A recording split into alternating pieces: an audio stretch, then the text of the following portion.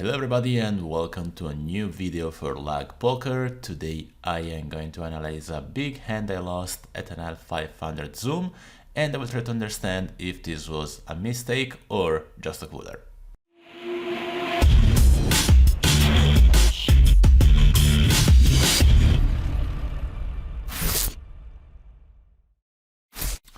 So that's how I think we should proceed. First of all, I will just take a look at the hand and I will try to do some logical analysis on it. Then I will try to give it a look with GTO Wizard to see how, optimally speaking, this hand should be played. And then maybe I will give it another look with Deep Solver, trying to do some hand locking and try to see if maybe for exploitative reasons this hand was played okay, even if in theory was played poorly, or the opposite of course. Let's go then with the hand and with the first analysis of it. So we open with ace-3 off from the button, which I think is fine, and the big blind calls. I don't have many info, I just think it's a reg, and this flop hits queen deuce 5 with a flush draw. I chose to c-bet here, which I think is fine.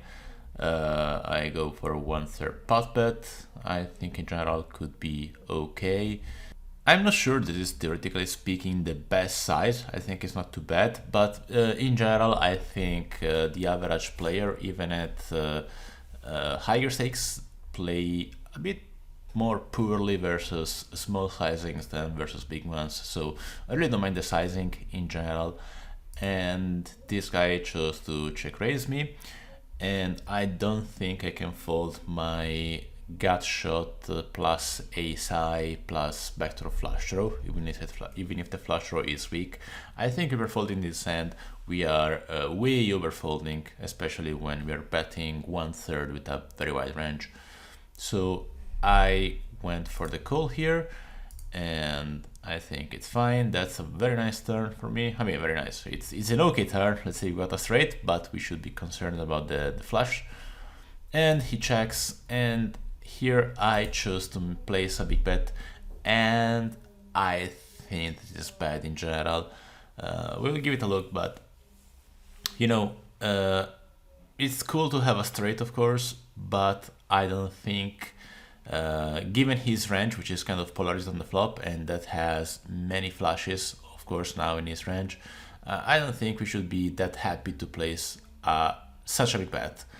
And I think checking or maybe betting smaller would be probably better. And I think that a big bet, such a big bet, may be okay if we're playing at much lower stakes versus much more predictable opponents.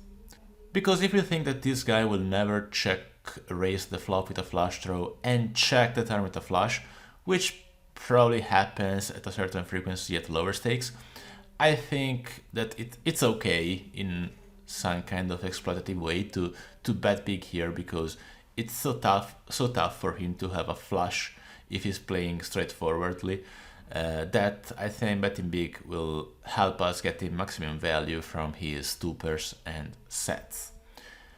However, we are playing at a stake in which this guy, who is, as I said, a regular, he probably knows he should check a lot on this turn, and he is certainly checking a lot also his flushes. So if he's checking his flushes, I think betting big with a straight is not that good.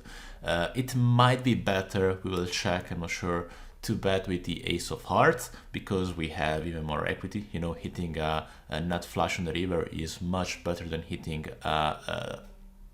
the flush with the 3 of hearts in our hand.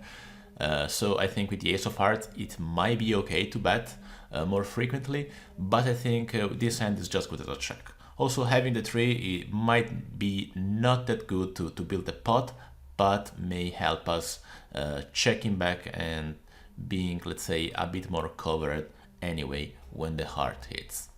So yeah, I think this bet is just bad versus a decent opponent. I wouldn't mind it versus a recreational, I wouldn't mind it versus a bad regular, but hey, we're playing an NL500 zoom and I don't expect my average regular opponent to be that bad. So yeah, I think this was just a mistake on many levels. the sizing, the line, and so on. Yeah, nothing else to say. I'm not happy with this bet. And he chose to call. The river is the 7. He checks. At this point, I chose to value bet, which I think as played is okay. Even here, maybe it would be better to bet smaller, or I think it's too strong to check back on the river at this point, but who knows? It's close. It's close. I think the bet on the turn is much worse than the bet on the river in general, considering how the hand was played. And villain chose here to shove, which is of course bad news for us because, you know, he's not doing this with a set, he's not doing this with a 2-pair. If he shoves here, either he has a flush or he has nothing. And having said that, ace-3 is not any different than having something like king-queen on a theoretical perspective. And so I think it's really important, since we have a bluff catcher, to evaluate if we think our opponent is bluffing enough. Because if we have a bluff catcher, and we do have a bluff catcher here, and we think that our opponent is unbalanced toward value hands when he takes this line, I think we should just fold our bluff catchers. While if we think he is kind of unbalanced to our bluffs, of course we should definitely call with our bluff catchers. If we think he's balanced, then, well, we have to decide based on blockers and eventually a randomizer. Having said that, I think that in general, even at these stakes, when somebody takes this line, he is typically unbalanced toward value, and because of that, I think we should typically fold our bluff catchers, unless we had the best possible blockers. And so maybe it would be okay to think about it with the ace of hearts, but I don't think I should call here with the 3 of hearts. And again, if we think they're unbalanced to our value, I think even with the ace of hearts, it would be a close call. And here I chose to call, which again, I don't think is best in the field. Maybe in theory it could be okay if he is balanced, or at least it can be close. But I think in the field, even in a field as tough as an NL500z, I think here we should just fold. It's really rare to see this kind of bluffs, and doesn't matter much which kind of bluff catcher I have. I should typically fold more often than not. He had a flush, no surprises, as we said. But yeah, let's see this hand in theory with GTO Wizard to see if our line was theoretically acceptable or not, which, as I said, I don't think it was. Okay, so let's set the spot with GTO Wizard. We go to solutions and we select the dynamic. It was a button versus big blind single raise spot. I confirm.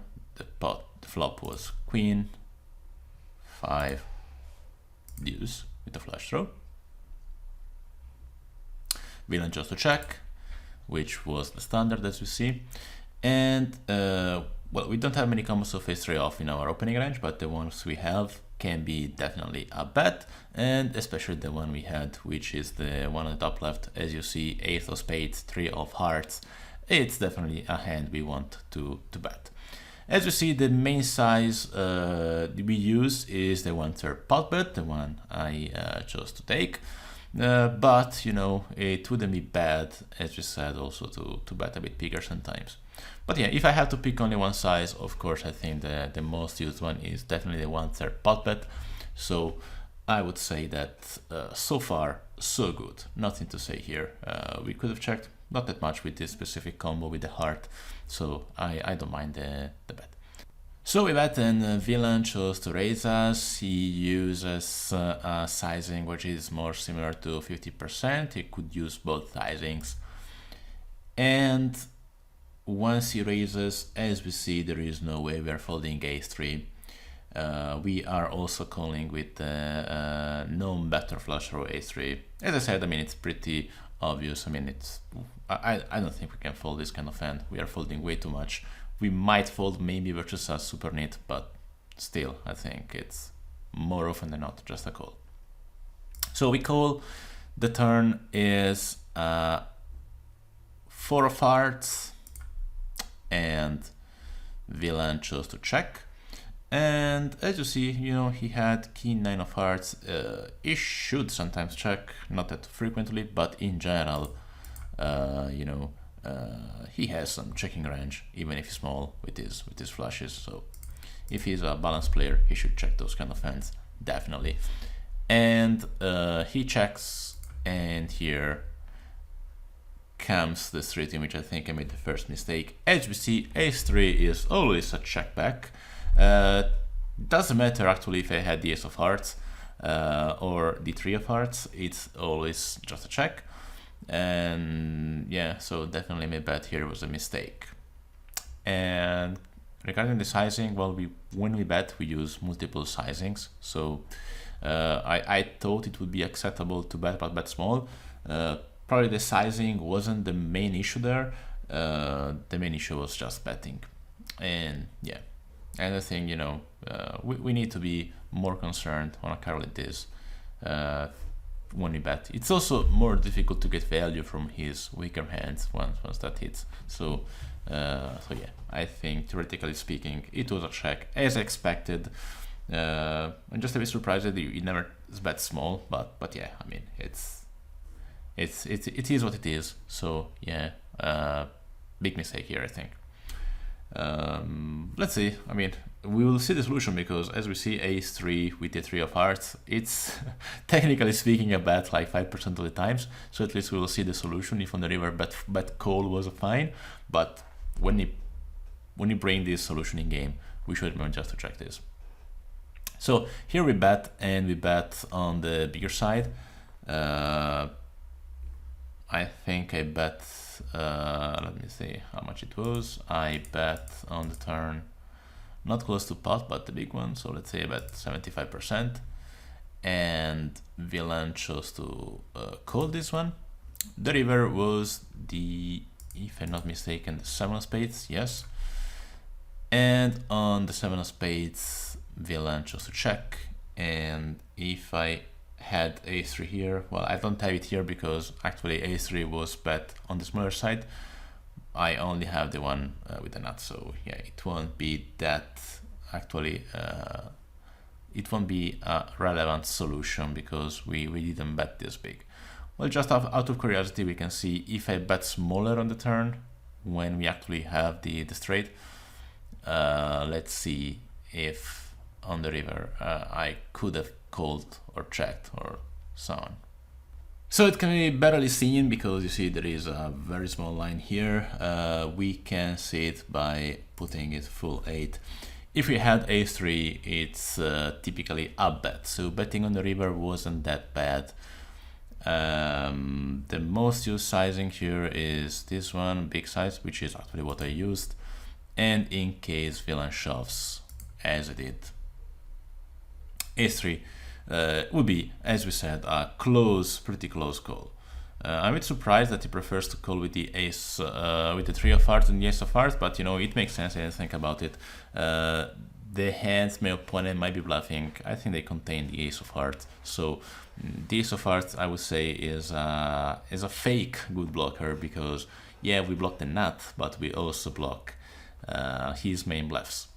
And especially if you think he's going to shove with weaker draws than the nut draw, weaker flushes than the nut flush, of course having the ace is less relevant, and it's more, what I want to say is that if you think he is shoving also, as he did actually, the king or jack high flush, but is bluffing only or mainly the ace of heart. In this case, of course, having the ace of heart is worse than not having it.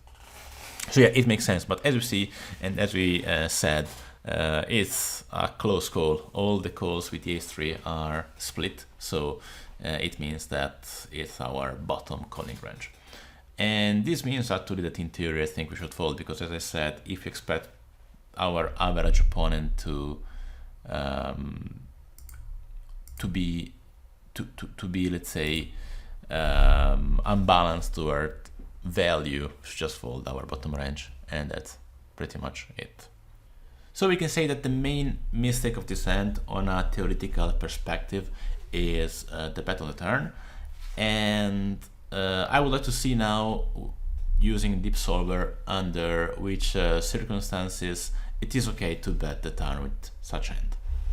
So at the time I wanted to record the video, unluckily Deep Solver was under maintenance, so I will have to use PyOSolver, which is slower unluckily, but still gives us good solutions. So what I wanted to check is what would make the bet with ace-3 off on the turn a better option than checking. Under which conditions and circumstances should we choose to bet? By thinking at it, I would say that we may want to bet if expect villain to have not that many flushes once he checks, or if we think his check-raising range on the flop contains many more weaker hands. Let's take a look at both these scenarios. For example, let's say that after villain check raises and we call on the 4 turn, he is not betting flushes this way, but let's assume on a obviously completely theoretical perspective that he's just betting every time he has a flush draw. So we're going to lock the hands. We are going to set the bet 100% every time he has a flush. Of course, it might be not realistic, but you know, we're just doing this exercise to see if our reasoning was correct, which will help us eventually in making better decisions at the table. So here it is. Now I locked his range in a way that he is going to bet with his flushes, and also I chose a big bet, and I will lock all hands. Doesn't matter the size I use because I'm going to face the checking range, so doesn't matter that I put small or big. And now I will rerun the simulation to see if after this new checking range our strategy of betting ace-3 is better. So what we can see now is the locked strategy that we just set for the villain who is always betting his flushes on the turn. And as we will see after we choose to check, I mean after we made him check, as you see, we're betting much more frequently and with a much bigger sizing, and ace-3 off is always a bet. So my assumption was right, that if we expect villain not to balance his checks with enough flushes, we can definitely bet ace-3, and we definitely should. And also this shows us how important it is on our side when we are villain to check enough flushes, because you know, if you don't check enough flushes, it's very easy for our opponent to just bet big and put us in a pretty bad situation. So yeah, as you see, you know, villain not being balanced enough is something which will lead us to bet much more frequently hands like ace-3, and also all other kind of team value bets we might have. However, as I said, I think it's also going to be easier for us to bet ace-3 off when our opponent is going to raise with a wider range than we see here, especially when he's raising more frequently with hands as top pairs and 2 pairs and so on. So let's see how our ideal strategy changes when villain is raising more for team value on the flop, and let's see if we can bet ace-3 off. Okay, I ran the solution, and what you see now is the lock strategy, in which I made villain check raise a bit more for team value with hands such as top pair good kicker, and also I made him raise more frequently with 2 pairs kind of hands.